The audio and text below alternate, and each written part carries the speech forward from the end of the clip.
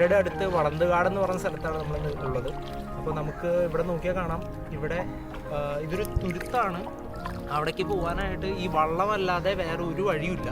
അപ്പോൾ ഇവിടെ ഏകദേശം ഒരു 40ഓളം കുടുംബങ്ങളുണ്ട്. അവർക്ക് നമ്മളിപ്പോൾ ആദ്യമായിട്ട് നമ്മൾ കെ-ഫോണിൻ്റെ വൈഫൈ കണക്ഷൻ എത്തിക്കാൻ പോവുകയാണ്. അപ്പോൾ അവർക്കും വലിയൊരു ഉപകാരമായിരിക്കട്ടെ. ഗവൺമെൻറ്റിൻ്റെ ഈ ഒരു പദ്ധതി വഴി അവർക്കും, അതായത് ഈ ഒരു തുരുത്തിലടക്കം വലിയൊരു മാറ്റം ഉണ്ടാവട്ടെ എന്ന് ആശംസിക്കാം.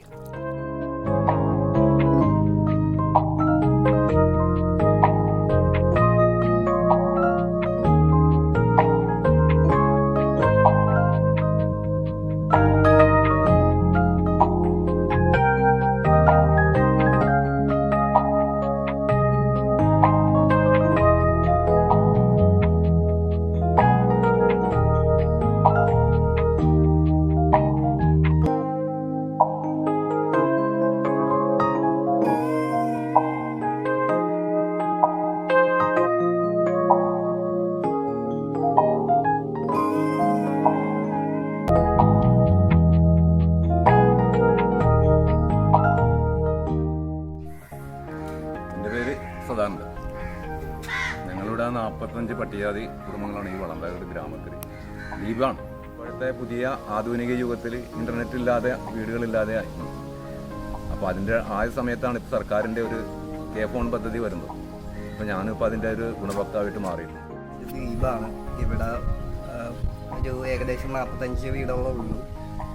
ഭൂരിഭാഗവും പട്ടികജാതി പിന്നെ BPL-ൻ്റെ കുടുംബങ്ങളാണ്. അപ്പോൾ ഇവിടെയൊക്കെ എന്ന് വെച്ച് കഴിഞ്ഞാൽ ഇവിടെ പാലവും കാര്യങ്ങളൊന്നും ഇല്ല. അതേപോലെ തന്നെ വഴിയും റോഡും ഒന്നുമില്ല. അപ്പോൾ എല്ലാം മോശമായിട്ട് കിടക്കണതാണ്. അപ്പോൾ ഇവിടെ അങ്ങനെ കാര്യമായ വലിയ വികസനങ്ങളൊന്നുമില്ല. ഉള്ള വികസനങ്ങളൊക്കെ നിൽക്കണ ഒരു അവസ്ഥയാണ്. അപ്പോൾ ഇവിടെയൊക്കെ എന്ന് വെച്ച് കഴിഞ്ഞാൽ ഫൈബറൊക്കെ വലിക്കണമെന്ന് വെച്ച് കഴിഞ്ഞാൽ അത്യാവശ്യം പാടാണ്. അപ്പോൾ കണക്ഷനൊക്കെ കിട്ടാൻ ഇച്ചിരി ബുദ്ധിമുട്ടാണ്. നമ്മൾ കേബിൾ ഓപ്പറേറ്റേഴ്സിനെ പുറകെ ഇങ്ങനെ നടക്കേണ്ട അവസ്ഥയാണ്.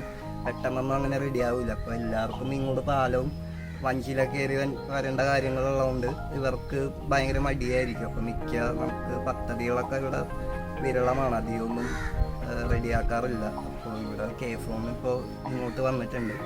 അപ്പോൾ ഓൾമോസ്റ്റ് ഇപ്പോൾ ഇവിടെയുള്ള എല്ലാവർക്കും കൊടുത്തു തുടങ്ങുന്നുണ്ട്. അപ്പോൾ ഭാവി കാലങ്ങളിൽ മൊത്തം കെ-ഫോൺ ആകുമെന്നാണ് പ്രതീക്ഷിക്കുന്നത്. അപ്പോൾ പിള്ളേർക്കാണെങ്കിലും പഠിക്കാനും പിന്നീട് ഒരു ദ്വീപായതുകൊണ്ട് തന്നെ മൊബൈലിൻ്റെ നെറ്റ് കണക്ഷനൊക്കെ ഭയങ്കര സ്ലോ ആയിരിക്കും.